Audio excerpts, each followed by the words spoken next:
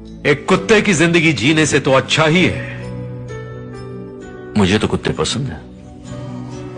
वो इंसानों से बेहतर होते हैं। वो दोगले नहीं होते, ना झूठ बोलते हैं और ना ही एक दूसरे को कैद करते हैं, ना दलाली, ना जहर घोलना, और ना ही इंसानों की तरह खुद के घर को तबाह करने की फितरत है उनकी।